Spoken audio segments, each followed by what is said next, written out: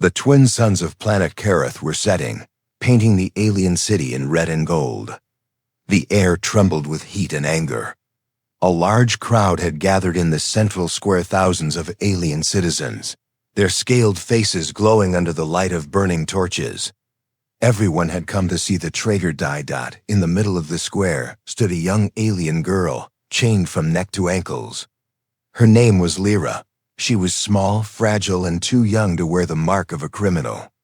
Her pale violet skin was bruised, her silver hair tangled and full of dust. Her golden eyes looked empty, but deep inside, there was still a spark of fear mixed with courage. The guards shouted her crimes again and again for the crowd to hear. Lyra of House Velen, guilty of aiding the human invaders, guilty of betraying her own kind. The people roared. Some threw stones. Others shouted for her death. The metallic clang of her chains echoed as she tried to stay upright. Every bone in her body ached, but she didn't cry. She had already cried too much during the long nights in the prison cell. At the edge of the crowd, a human stood in silence.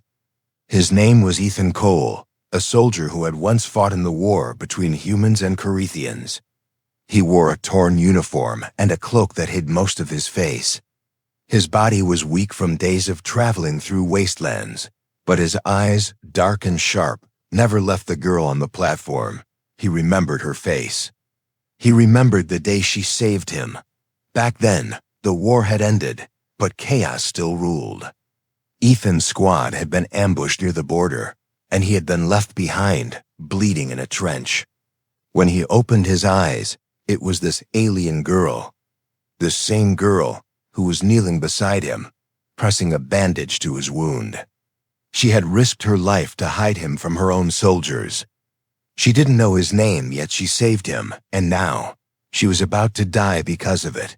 The High Guard, a tall alien with black armor and cruel yellow eyes, raised his voice. For betrayal against the Carethian Empire, the sentence is death by plasma fire. The executioners readied their rifles. The crowd cheered louder. Torches waved in the air like a sea of flames. The girl lifted her head slowly and whispered something. No one could hear what it was, but Ethan could read her lips. She said, "I'm not afraid." Something inside him broke. Ethan stepped forward through the crowd. No one noticed him at first, but when he reached the platform steps, the guards turned. The people fell silent. They saw the human, his face now uncovered, eyes burning like coal. "Stop this," Ethan said, his voice steady but loud enough to reach the platform. The guards sneered. "You dare interrupt the justice of the Empire, human scum." Ethan's hand rested near his belt, not on a weapon, but on a small glowing cube. A signal beacon. One that could call something dangerous. "I'm not here to fight," Ethan said. "But you're making a mistake. That girl isn't a traitor. She's a hero. She saved me." The crowd gasped. Murmurs spread like fire. A human? Saved by her? The guard laughed harshly. "You expect us to believe a human's lies?" "I don't care what you believe," Ethan replied. "I owe her my life, and I won't let you kill her." Two soldiers moved to grab him, but Ethan stepped closer to the platform. The signal beacon in his hand blinked red. The guards froze for a moment. They knew that kind of device. It was human military tech, dangerous, unpredictable. "Let her go," Ethan said, "or this whole square will be dust." Lyra stared at him, her eyes wide with disbelief. She didn't understand why he had come back. She had thought he was long gone safe on his own planet. But here he was, standing between her and death. The guards snarled. "You won't leave this place alive, human." "Maybe not," Ethan said quietly, "but neither will you." The soldiers aimed their weapons at him. The crowd began to shout again, some in panic, some in rage. Lyra struggled against her chains, shouting for Ethan to run. But he didn't move. He just kept his eyes on her. And then a sharp blast tore through the sky. Everyone looked up. From the clouds above, A glowing ship broke through the storm, roaring like thunder. The ground shook as light filled the square. The Carithians stumbled back, shielding their eyes. Ethan smiled faintly. "Right on time," he whispered as dust and light swallowed the platform.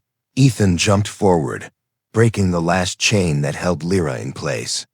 She fell into his arms just as a plasma shot missed them by inches. The explosion threw both of them into the air. When the smoke cleared, the platform was gone. The crowd screamed and scattered. The alien guards tried to regain control, but the chaos was too great. Through the dust, Ethan dragged Lyra to her feet. "Can you run?" he asked. Her voice trembled. "You came back. Why?" "Because you saved me once," he said. "Now it's my turn." He pulled her toward the shadows as alarms blared across the city. The hunt had begun, and this was only the beginning. The city of Kerith burned behind them. Towers of steel and glass glowed red from the fires spreading through the streets. Sirens screamed. Drones buzzed overhead, searching for 2 fugitives, 1 alien, 1 human. Ethan ran through the narrow alleys, holding Lyra's hand tightly. Her breath came in short gasps. She stumbled more than once, still weak from her injuries and the shock of what had just happened. But she didn't stop. "Not now. Keep moving," Ethan said. His voice was calm, but his eyes were sharp, scanning every shadow. "We need to reach the old district before they close the gates." Lyra nodded silently. Her legs trembled, but her spirit didn't. Every step she took echoed in the dark streets. The sounds of soldiers and engines grew behind them. They were being hunted. They turned a corner and ducked into an abandoned workshop. The walls were covered in dust, and old tools hung from rusted hooks. Ethan quickly shut the door and blocked it with a heavy pipe. Lyra leaned against a table, trying to catch her breath. "They won't stop," she whispered. "Once they find us." "They won't," Ethan cut in. "Not if we move smart." He pulled a small device from his belt and pressed a few buttons. A faint blue shield shimmered around them for a moment. "Signal jammer," he said. "They can't track us now." Lyra stared at him. "Why did you come back for me?" she asked. Her voice was soft but full of confusion. "You could have escaped. You could have been free." Ethan looked at her for a moment, then sat down on an old crate. "Because you didn't leave me behind when you could have. That kind of kindness. It's rare, even among humans." She blinked, her golden eyes shining in the dim light. "I didn't save you for a reward." "I know," he said quietly. "That's exactly why I had to save you." For a few seconds, neither of them spoke. The air was heavy, filled with the distant rumble of explosions and the cry of sirens. Then, a deep vibration ran through the floor and engine. Ethan's eyes widened. "They're using ground crawlers. Big ones." Lyra's heart jumped. "They found us already?" Before he could answer, the building shook. Dust fell from the ceiling. A spotlight cut through the wall as a massive drone hovered outside. Ethan cursed it under his breath and grabbed Lyra's hand again. "Out the back!" he shouted. They ran through the workshop, breaking through a half-collapsed wall into the narrow service tunnels that ran under the city. The tunnels smelled of oil and decay. Pipes hissed with steam. Ethan led the way, flashlight in one hand, pulse pistol in the other. "Stay close. If we get separated, follow the red lights on the floor." Lyra nodded, clutching the edge of his torn jacket. Above them, muffled explosions echoed. The city was in chaos, soldiers chasing ghosts while their true targets slipped away below. After what felt like hours, they stopped in a dark junction where 3 tunnels met. Ethan checked his wrist map. "We're near the border of the slum district," he said. "If we can reach the old transport station, I have a ship waiting." "A ship?" Lyra's voice trembled with disbelief. "Half-broken," he said with a small grin, "but it flies." She almost smiled back, but the moment was short-lived.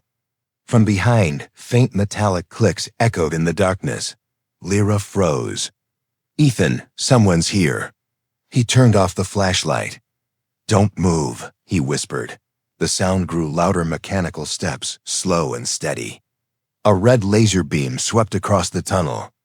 Then they saw it, a hunter drone, tall as a man, with 4 glowing eyes and blades for arms. It scanned the walls, searching for heat signatures. Ethan pulled Lyra down behind a pipe. "Stay quiet." The drone paused, its sensors humming. Then it turned toward their direction. A beam of red light washed over them. Ethan acted fast. He threw a small metal sphere across the tunnel. It bounced, beeped once, and exploded into a cloud of sparks. The drone screeched, blinded by the flash. "Run!" Ethan shouted. They sprinted through the tunnel as the drone fired wildly behind them. Blue plasma bolts sliced through the air, burning holes in the walls. Lyra screamed as one bolt grazed her arm, but she kept running.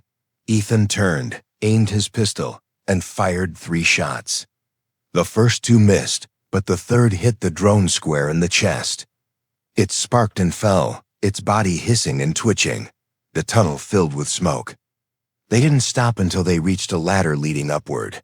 Ethan climbed first, then pulled Lyra up after him. They pushed open a metal hatch and emerged into the cold night air. They were in the outskirts, now the ruins of the old city. Broken buildings surrounded them. The sky was dark, filled with flashing lights from the search drones above. Lyra shivered. "We can't hide out here forever." "We won't," Ethan said, helping her to her feet. "My ship's north of here. If we make it past the patrols, we'll be gone by sunrise." She looked at him, her eyes glowing faintly in the starlight. "You're risking everything for me, Ethan." He smiled softly. "That's what friends do." Lyra hesitated, then whispered, "Humans are strange." Ethan chuckled. "Yeah, we get that a lot." A distant explosion echoed from the city, followed by the howl of engines. The hunt wasn't over, but for the first time that night, Lyra felt something she hadn't felt in weeks. Hope. And as they disappeared into the ruins, the stars above Kareth burned brighter, watching, waiting for what would come next. The ruins of the old city were silent, except for the wind. It whispered through broken towers and shattered bridges like a ghost remembering the past. Once, this place had been full of life, markets, laughter, music, but now it was nothing more than a graveyard of steel and glass. Ethan and Lyra moved carefully through the rubble. The ground was uneven, littered with metal shards that glowed faintly under the twin moons. Every sound echoed too loudly. Every shadow looked like danger waiting to strike. Lyra's arm still burned from the plasma wound, but she didn't complain. She just kept walking beside Ethan, her golden eyes scanning the horizon. She could see the outline of something large in the distance, a dark shape half buried in the sand. "The transport station?" she asked quietly. Ethan nodded. "What's left of it?" They climbed down a ridge of twisted pipes until the remains of the structure came into view. The once massive terminal was broken and blackened by war. Huge landing pads lay cracked like dry riverbeds, and the control tower leaned at a dangerous angle. But in the middle of all that ruin stood an old ship, dusty, dented, but still whole. Lyra stopped, staring at it in disbelief. "That thing can still fly." Ethan smirked. "Depends how you define fly. It gets off the ground, and if we're lucky, it stays up there." Despite the tension, Lyra let out a small laugh. It was the first sound of joy Ethan had heard from her. They approached the ship, moving between piles of wreckage. Ethan climbed aboard first, forcing open the hatch with a loud screech.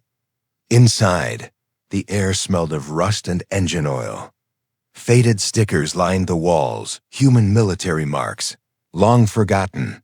Welcome to the Raven's Echo," Ethan said, brushing dust off a control panel.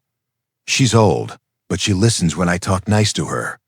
Lyra stepped inside cautiously, touching the walls as if the ship might come alive. "You built this?"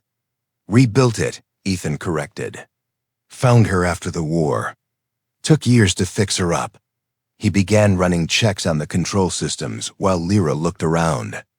The cabin was small but warm compared to the cold night outside.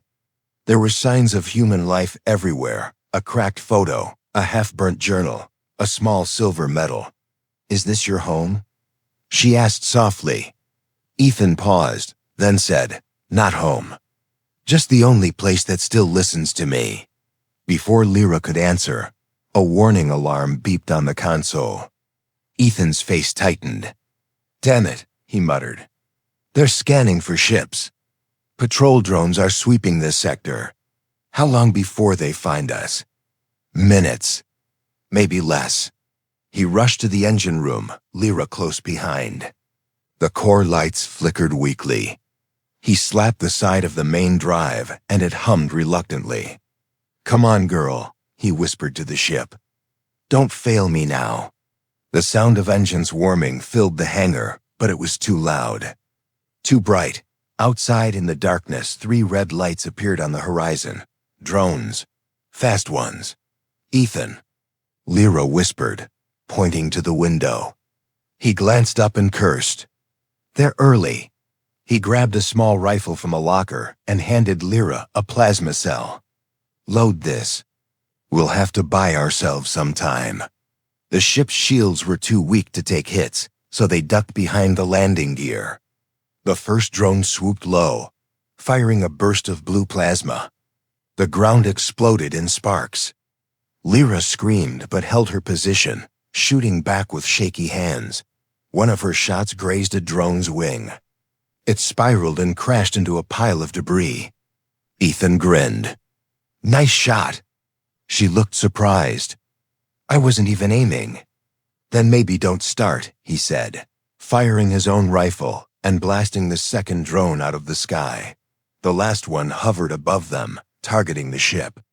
Ethan saw its cannon glow. "Inside now." He shouted. They ran, diving into the Raven's echo just as a plasma bolt struck the ground behind them. The blast threw them forward. The door sealed shut. Alarms screamed. Ethan jumped into the pilot's seat, fingers flying over switches. "Hold on to something." Lyra grabbed the nearest railing. "Can it even take off?" "We'll find out." The engines roared like a dying beast. The ship shuddered, dust rising all around. Slowly, painfully, it began to lift. The landing pad cracked beneath it, pieces falling away into the dark. Another bolt hit the ship's side. The hull shook. Sparks flew from the control panel. "Come on, old girl," Ethan whispered through his teeth. "Just a few seconds more." Then, with a thunderous blast, the ship broke free. It soared into the night sky, flames trailing from its engines. Lyra stumbled beside him, holding onto his seat. "We're flying!" she shouted. Ethan grinned, sweat dripping down his face. "Told you she still listens." But the celebration didn't last. On the radar, several red dots appeared, enemy fighters. Fast, sleek, deadly. Lyra's eyes widened. "They're following us." "I see them," Ethan said, flipping a few switches. "But they don't know this old bird like I do."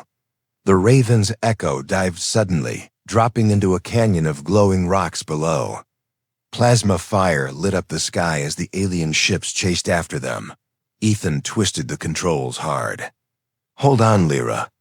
She screamed as the ship flipped sideways, scraping the canyon wall. For a moment, it seemed like they wouldn't make it. But then, with a sharp turn, Ethan triggered a hidden tunnel entrance. The ship shot inside, vanishing into the darkness as the enemy fire passed harmlessly overhead. Silence followed. Only the hum of the engines remained. Lyra collapsed into the co-pilot seat, shaking. "We're safe?" "For now," Ethan said, catching his breath. But the hard part's still ahead. Outside, the canyon walls glowed faintly with strange blue veins of energy. The tunnel stretched deep into the planet's crust. Lyra stared out the window. "Where are we going?" Ethan smiled faintly. Somewhere no one dares to follow. The ship's lights dimmed, and the Raven's echo disappeared into the glowing dark toward a secret hidden since the war. Asterisk. The tunnel stretched for miles beneath the planet's crust, twisting like the veins of a sleeping giant. The walls glowed faintly with blue light, giving everything an otherworldly shimmer. Inside the Raven's echo, the hum of the engines echoed through the dark like a heartbeat. Lyra sat in the co-pilot seat, staring out the window. The sight both fascinated and terrified her. "What is this place?" she asked softly. Ethan didn't answer right away. His hands gripped the controls, eyes focused on the strange symbols flashing on the ship's display. "It's not on any map," he said at last. "This tunnel wasn't made by your people or mine." Lyra frowned. "Then who built it?" Ethan gave a small, grim smile. "That's the question everyone's afraid to ask." As the ship descended deeper, the air grew thicker, and the blue light became brighter, pulsing like a living thing. Ethan slowed the engine. "We're close," he said. "I can feel it." The tunnel opened into a massive underground cavern, so huge it felt like they'd entered another world. Floating crystals hung from the ceiling, glowing like stars. Below, rivers of light flowed through the rocks, forming patterns too precise to be natural. And at the center of it all stood a massive ancient structure, half temple, half machine. Lyra's breath caught in her throat. "It's beautiful." Ethan nodded slowly. "It's human technology mixed with something else. Something alien." He landed the ship on a flat ledge near the structure. The engines died down, leaving only the echo of dripping water and distant hums of energy. For a moment, they both just sat there in silence, feeling the weight of the place. Then Ethan stood, grabbing a small scanner from the side compartment. "Stay close," he said. "We don't know what's still active down here." Lyra followed him out of the ship. The air outside was cool and sharp, filled with faint whispers, like distant voices trapped in the walls. Her skin tingled. "Ethan," she whispered, "this place. It feels alive." He nodded. "That's because it is." Asterisk. They moved carefully across the rocky floor toward the ancient structure. Strange symbols covered the walls, some human, others written in flowing alien script.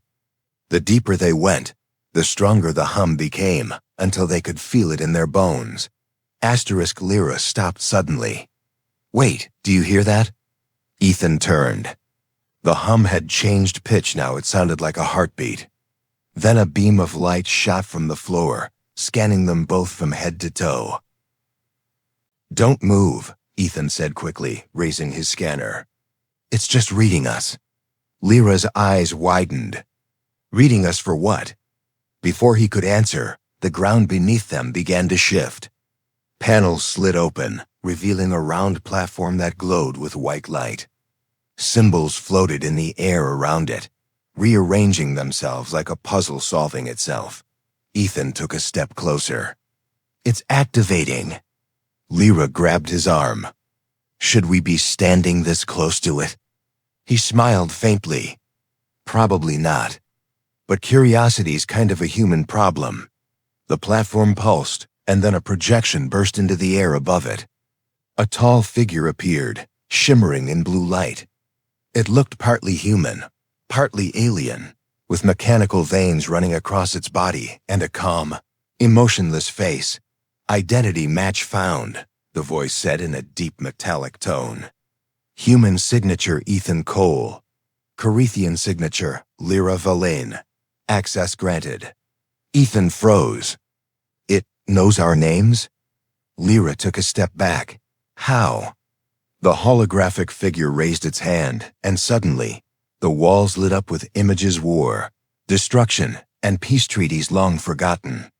Human soldiers fighting side by side with aliens. Cities being built. Then, chaos, betrayal, fire. "This was a research site," Ethan said slowly, realization dawning in his eyes. A joint project between humans and Carithians. Before the war. The hologram spoke again. Project Unity was abandoned after the outbreak of war. Last recorded command, preserve the genetic bridge. Lyra blinked. Genetic bridge? What does that mean? Ethan didn't answer. His scanner beeped wildly. He looked down at it, confusion spreading across his face. It's detecting DNA from both species here. Mixed together. Human and Carithian. Lyra stared at him. Are you saying they tried to merge our kinds? Ethan nodded slowly. Looks like it. They wanted to prove we weren't so different. The hologram shifted, showing the image of a sleeping child inside a containment pod, its skin faintly glowing. Features both human and alien. Subject Alpha, the voice said. The first hybrid. Status, cryogenic stasis. Lyra stepped forward, eyes wide. A child. She whispered. It's still here? Ethan's hands tightened on his scanner. If that's true, then this place is the most important secret in the galaxy. Suddenly, the hologram flickered. The deep voice changed, now distorted, urgent. Warning. Intruders detected. Perimeter breach in progress. Ethan spun around. They found us. Lyra looked toward the tunnel entrance. Red lights flickered in the distance, drones closing fast. We can't leave now, she said. Not without that child. Lyra, we don't even know where it is. Ethan shouted. I can feel it, she said, touching her chest. It's calling me. Ethan stared at her, then at the holographic figure, which was now fading fast. Subject Alpha location, he demanded. Show me. The projection glowed one last time and pointed toward a chamber below the structure. Then it vanished. The hum grew louder. The ground trembled. The walls began to close. Ethan grabbed Lyra's hand. Come on. If we're going to find that kid, we have to move now. They ran toward the glowing staircase as red lasers cut through the darkness behind them. The soldiers were here. The secret was out, and deep below the ancient temple, something long asleep was waking up. Asterisk, the ground shook as the soldiers poured into the cavern above. Their metal boots slammed against the stone, voices echoing in sharp alien commands. Blue searchlights cut through the darkness like blades. Ethan and Lyra ran down the glowing staircase, the hum of the ancient structure rising around them like a heartbeat, growing faster and faster. Dust fell from the ceiling. The entire place felt alive, angry, awake. Down here. Ethan shouted, pulling Lyra into a narrow hallway lined with shimmering walls. The deeper they went, the louder the hum became until it vibrated through their bones. Lyra's breathing was ragged. Ethan, that sound. It's inside my head. He looked back at her, worry crossing his face. Can you handle it? She nodded, pressing a hand against her temple. It's not pain, it's calling me. The corridor opened into a circular chamber filled with mist. In the center stood a large pod silver, ancient, covered in frost and light. Strange symbols pulsed on its surface. It looked like something out of both a human lab and a Carithian temple. They slowed down as they approached. This is it, Ethan whispered. Subject Alpha.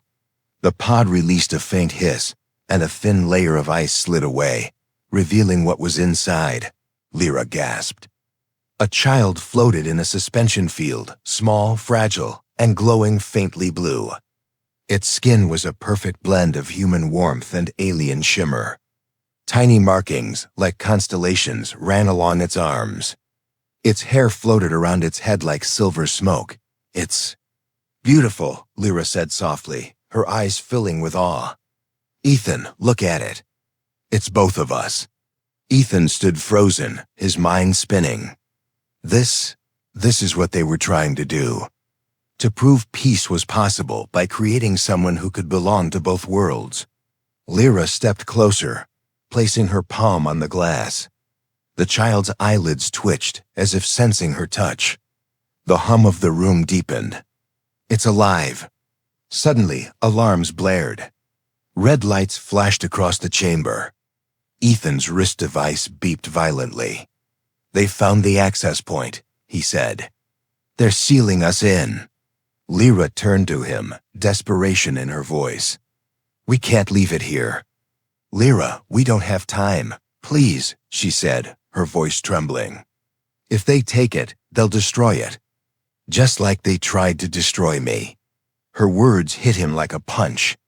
He looked at her, the same fear, the same fire that had made him jump into the execution square days ago. Ethan sighed, shaking his head. "Fine, but if we do this, we do it fast." He ran to the console beside the pod and began typing. The symbols glowed brighter, but half of them weren't human. "It's a mix of both systems," he muttered. "Human logic. Alien instinct. It's like trying to talk to two minds at once." Lyra placed her hand over the panel. "Let me help." At her touch, the alien script shifted, reacting to her presence. The hum softened, turning almost gentle. Ethan's eyes widened. "It's responding to you." "I told you," she whispered. "It's calling me."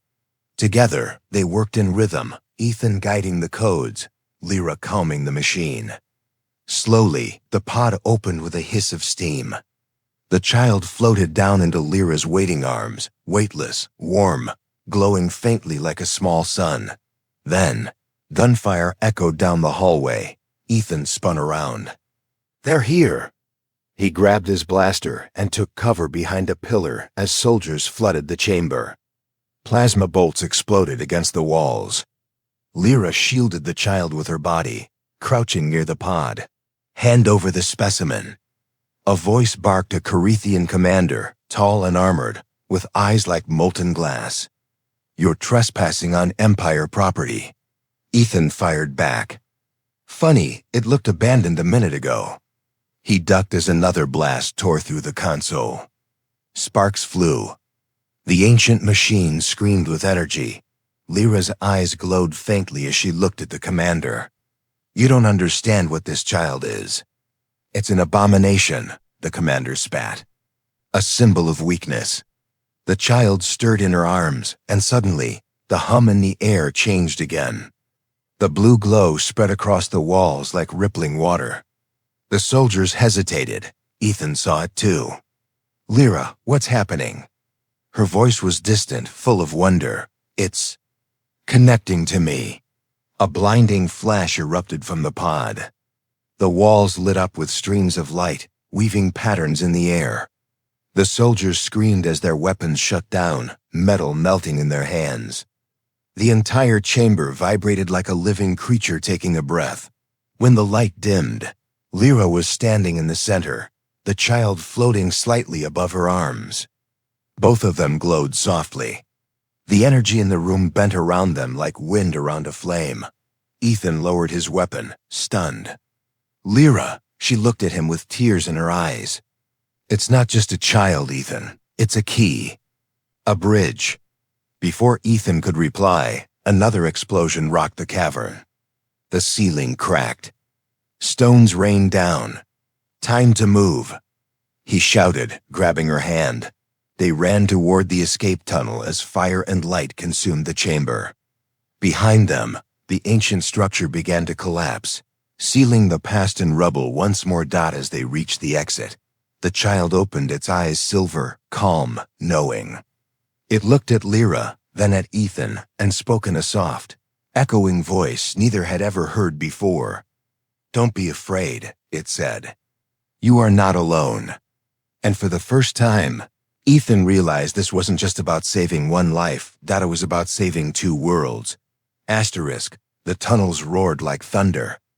Dust poured from the ceiling, lights flickered wildly, and the deep hum of the ancient structure turned into a scream of metal and energy. Ethan led the way, pulling Lyra behind him as they ran through the collapsing corridors. The child floated in her arms, its silver eyes open, glowing faintly in the chaos. "Keep your head down," Ethan shouted. Lyra clutched the child tightly as a blast of fire erupted behind them, throwing shards of glowing crystal into the air. The temperature spiked, and the air smelled of ozone and smoke. They darted through a narrow passage that opened into a broken shaft. The tunnel above had caved in completely, cutting off the path they had come from. Lyra turned to Ethan, breathless. "We're trapped." He shook his head. "No, there's another way. There has to be." He scanned the walls with his wrist device, eyes racing over the data. The scanner beeped softly, showing a faint energy signal leading downward. "There," he said, pointing. "Maintenance vent. It leads to the surface tunnels." Lyra frowned. "Downward? That doesn't sound like the surface." Ethan grinned weakly. "You'd be surprised how often down becomes up in my life." He knelt and started prying open a hatch with his knife. The metal screamed, then gave way with a sharp crack. Hot air rushed out, glowing with faint blue light. "Go," he said. "I'll follow."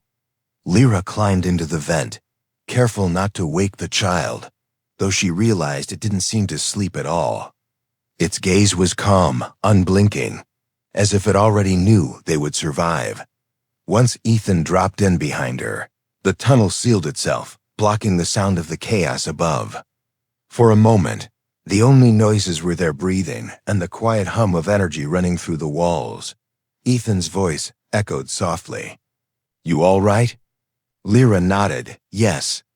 But that place, it's gone now, isn't it?" He sighed. "Yeah, whatever secrets it had are buried for good." She looked down at the child in her arms. "Not all of them."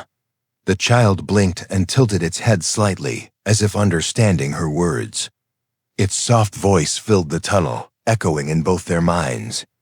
"The bridge cannot die. It was never meant to." Ethan froze. "Did you just—" Lyra nodded slowly. "It's speaking. Directly into our thoughts." The child smiled faintly, its glow intensifying. "I remember you," it said to Lyra. Lyra's heart skipped. "Remember me? How?" "You are the pattern," it replied. "The one chosen to carry the key." Ethan frowned. "What does that even mean?" The child turned its gaze toward him. "You protect what you do not understand. That is your strength. And your weakness." Ethan laughed under his breath. Great.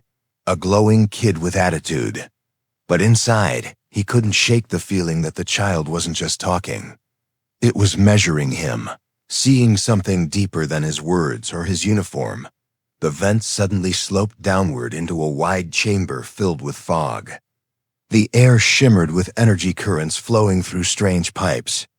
At the center was a giant vertical shaft, the old transport elevator that once connected the underground base to the surface. Ethan looked up. "That's our ticket out." But as he approached the controls, a spark jumped from the console. The screen flickered, showing lines of corrupted code in both human and Carithian language. Lyra stepped closer. "Can you fix it?" He rubbed the back of his neck. "I can try. But this thing's ancient. One wrong move and we'll fry ourselves." He pulled out a power cable from his pack and started connecting it to the ship's spare energy core. Lyra watched him, holding the child close. "Ethan," she said softly, "why did you really come back for me that day? You could have left Kareth forever." He hesitated, still working. "Because I saw something in you that I stopped seeing in humans a long time ago." "What's that?" "Hope," he said quietly. "The kind that doesn't need to win to keep fighting." Lyra didn't reply, but her eyes softened. The child reached out and touched Ethan's arm. "He is honest," it said. "He has seen the end of things and still chooses to care." The console beeped suddenly. Ethan blinked. "Wait, that worked?" A deep rumble filled the shaft as the elevator platform began to rise, shaking off years of dust. The metal floor lifted slowly toward the distant light above. Lyra gripped his hand. "We're really leaving." "Not yet," he warned. "If they tracked us, Before he could finish, the tunnel walls flashed red. A distorted voice echoed from above. "Attention, fugitives. This is Commander Rawl of the Carithian Defense Force. Surrender the hybrid and you will be shown mercy." Ethan's eyes hardened.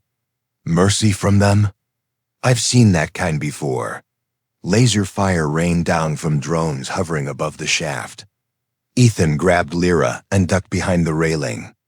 Sparks flew everywhere. The elevator jolted as one of the drones exploded against the wall. Lyra cried out. "We can't fight all of them." Ethan pulled his rifle from his back. "We don't need to. Just need to stall them till we reach the top." He fired upward, hitting 2 drones in quick bursts. The others swarmed closer. The child's eyes glowed brighter, its voice echoing in their minds. "I can help." Before Ethan could stop it, the child raised a hand. A wave of invisible energy blasted upward. The drones froze midair, their circuits shorting out. One by one, they fell like stones, crashing down the shaft. Ethan stared in shock. What did it just do?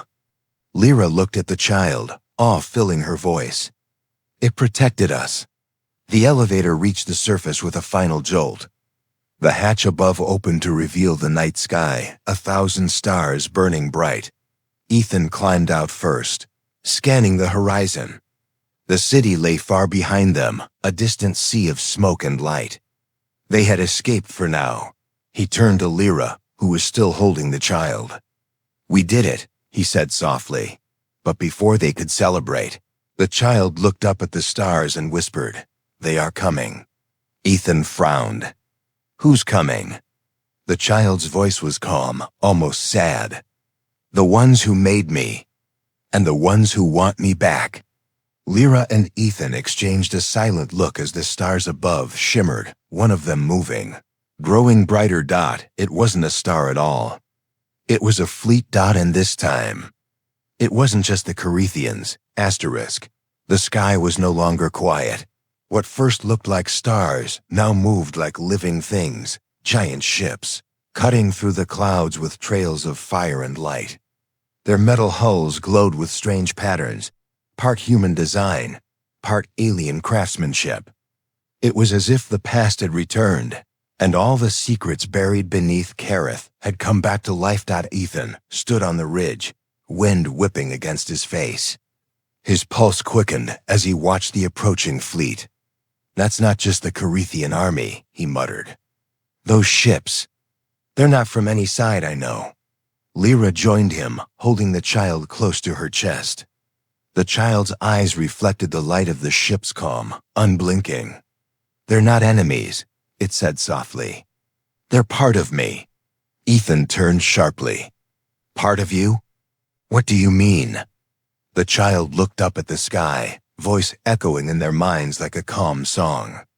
"They are the guardians of unity, created before the war, sent to sleep until the bridge was ready to awaken." Lyra frowned. "The bridge? That's what the hologram called you." The child nodded. "I was made to connect 2 species, to end what they began." Ethan's stomach tightened. And what if they don't want peace anymore? What if they just want control? The wind howled louder. From the horizon, 3 fighter ships broke away from the fleet, heading straight toward them. Ethan grabbed his rifle and crouched behind a rock. "We need to move now." Lyra hesitated. "They won't hurt us." "Lyra," Ethan said firmly. "Every time someone says that, I end up bleeding."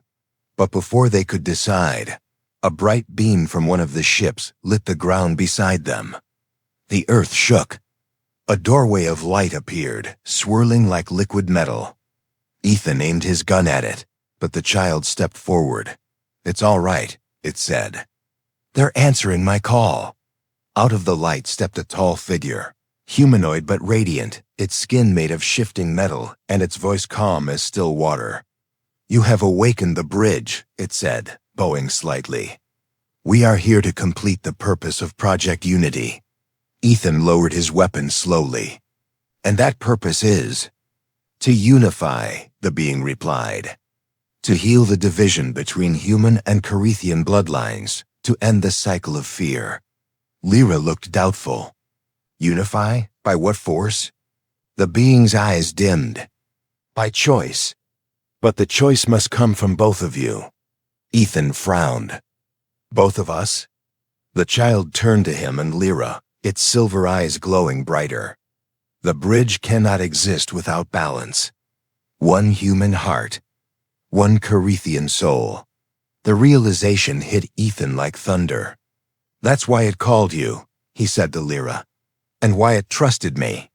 Before either could speak, the sky exploded in a storm of light. A squadron of Carithian fighters had arrived, opening fire on the newcomers. The air filled with plasma bolts and burning clouds. Ethan grabbed Lyra's arm. We have to run. The Guardian raised its hand, summoning a shield of light around them. The blasts hit harmlessly, but the ground split beneath the force. They do not understand, it said sadly. Their fear blinds them. Ethan clenched his jaw. Then we'll make them understand. He turned to Lyra. We get to the ship. If this kid's the bridge, maybe it can talk to them, all of them. She nodded, holding the child tighter. Let's end this. They sprinted back toward the Raven's echo, ducking under falling debris. The Guardian followed, deflecting plasma fire with waves of glowing energy. The ground shook with every blast dot when they reached the ship. Ethan jumped into the pilot's seat and powered up the engines. Hold on. The ship lifted into the sky, weaving between enemy fire. The child stood between them, eyes closed, humming softly. A strange energy filled the cockpit, soft, golden light that pulsed with every breath. Lyra stared, her voice trembling. What's it doing? Ethan's hands tightened on the controls. Something big, I think. The child opened its eyes. I am the bridge, it said. I will show them the truth. A wave of light burst from the ship, spreading outward in every direction. It passed through clouds, through fire, through metal and flesh alike. The Carithian pilots froze mid-flight as visions filled their minds' memories, not their own. Humans fighting beside aliens. Children playing together. Cities built by both hands. And then images of destruction, betrayal, and loss. The price of hatred. The cost of pride. Lyra gasped. It's showing them everything. Ethan watched in awe as the battle above began to slow.